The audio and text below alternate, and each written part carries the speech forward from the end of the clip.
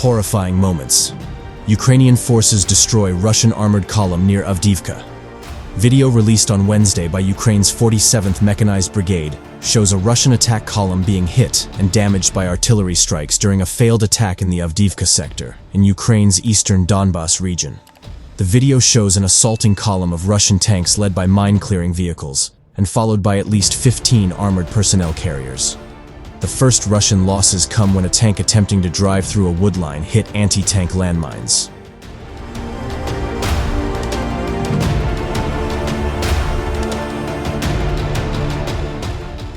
Units from the Armed Forces of Ukraine, AFU, then followed up with strikes by artillery and anti-tank missiles, which incurred losses on the column and turned it back.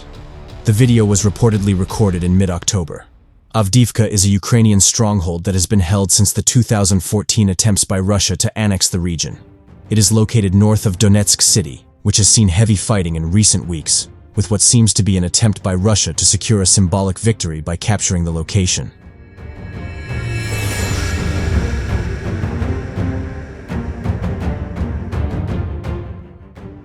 Since October 9th, the Russian assault forces have suffered at least 197 damaged and destroyed vehicles, according to a Wednesday Institute for the Study of War, a Washington, D.C.-based think tank. Report citing open-source geolocation project GeoConfirmed. 99 vehicles were lost in the first wave of assaults between October 9 and 13, and another 94 were lost between October 14 and 23.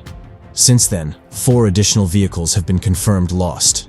Another 18 are considered potentially wrecked. GeoConfirmed characterized the Russian effort near Avdiivka as the costliest Russian effort thus far in the war in Ukraine, ISW wrote.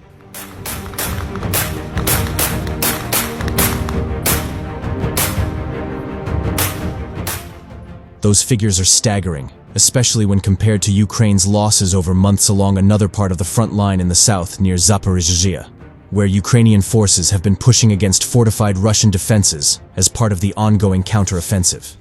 The Ukrainians lost a little above 200 vehicles that we can observe and confirm in southern Ukraine, in Zaporizhzhia over the course of 4 or 5 months of operation.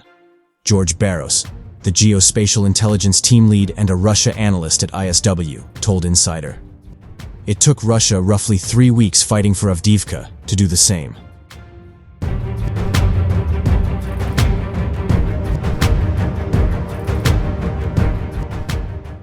That comparison paints a sobering picture of the costs of the assault for Russia.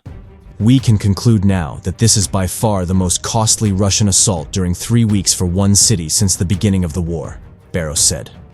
So, in terms of an undertaking that lasted 3 weeks just for one town, this is the most costly.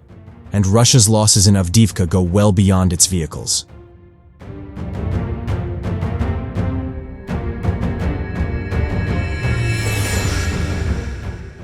The slaughter of mostly inexperienced troops rushed to forward is reminiscent of the battle for Bakhmut earlier this year. Russia has again resorted to its human wave tactics, which involve throwing waves of troops at the front line with poor training and little equipment. It's not an entirely ineffective strategy, but casualty numbers soar and it results in substantial carnage. A Ukrainian military spokesperson told Reuters in late October that over a period of 6 days, forces fighting for Russia saw an estimated 2,500 soldiers killed and wounded.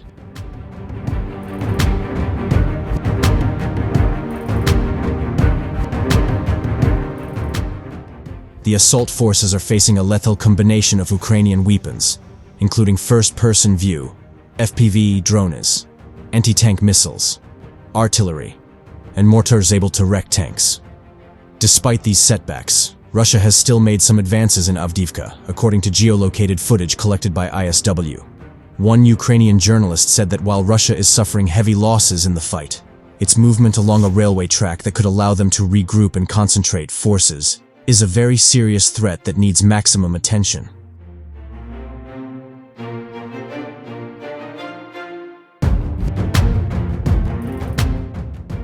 Avdiivka has been largely ruined by constant fighting, but the devastated area may not be entirely pointless to Russian forces or Russian leadership. The loss of Avdiivka would push Ukraine back from the threshold of Donetsk, making it more difficult for them to launch attacks to retake the area. Russia would also be able to establish supply routes and connect main routes between its occupied territory if it had control of Avdiivka.